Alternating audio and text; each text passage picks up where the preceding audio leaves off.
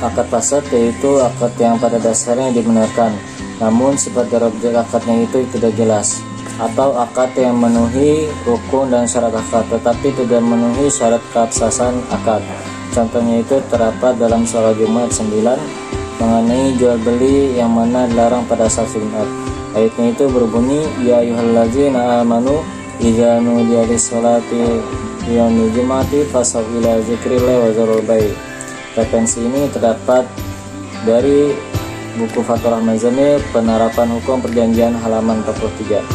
Yang selanjutnya itu akad mauquf, yaitu akad yang mendapat dilaksanakan akibat hukum itu meskipun sudah sah. Contohnya itu seperti akad anak yang masih mumayyiz tapi belum balik sehingga harus dapat izin dari wali anak itu. Referensi ini terdapat dari Syamsul Anwar, hukum perjanjian syariah, studi tentang teori akad dalam fikih muamalat.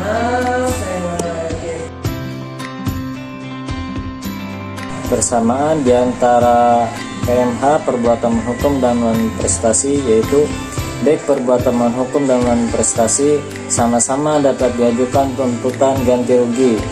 Sementara perbedaannya, seseorang dikatakan non-prestasi apabila ia melanggar suatu perjanjian yang telah disepakati dengan pihak lain.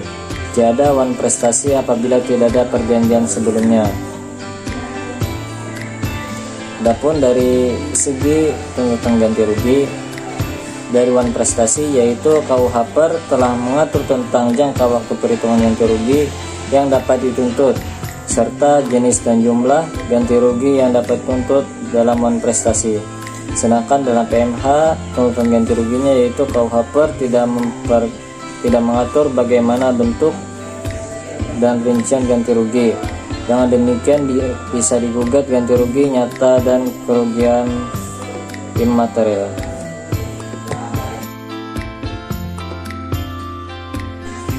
Jika suatu perjanjian tidak memenuhi syarat objektif, maka perjanjian tersebut adalah batal demi hukum.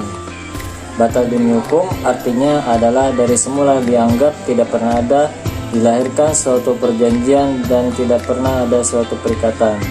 Sedangkan dalam dapat dibatalkan itu artinya salah satu pihak dapat memintakan pembatalan itu.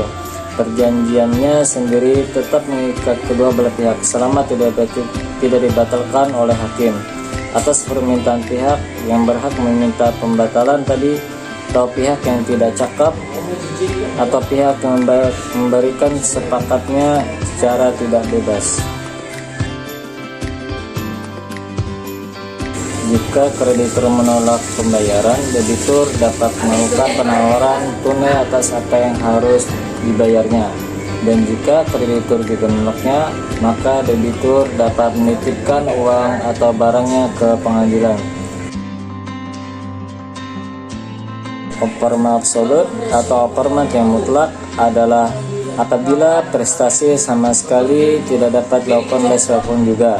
Contohnya seperti seorang menjual seekor kuda tertentu, tapi saat akan menyerahkan pada pembeli kuda tersebut tersambar petir hingga mati. Adapun mengenai operma relatif ataupun operma tidak mutlak, yaitu adalah pelaksanaannya masih dimungkinkan, hanya memerlukan pengorbanan yang besar dari debitur. Contohnya itu seperti seorang pemborong sudah berjanji akan membuat rumah untuk seseorang, tetapi pada saat akan dibikin rumah itu para pekerjanya semua mogok.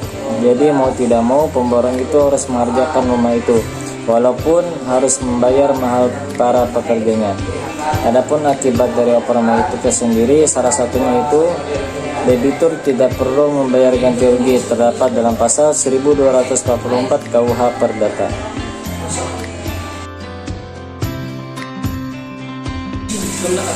Pencampuran hutang dapat terjadi karena kedudukan kreditur dan debitur bersatu dalam diri satu orang.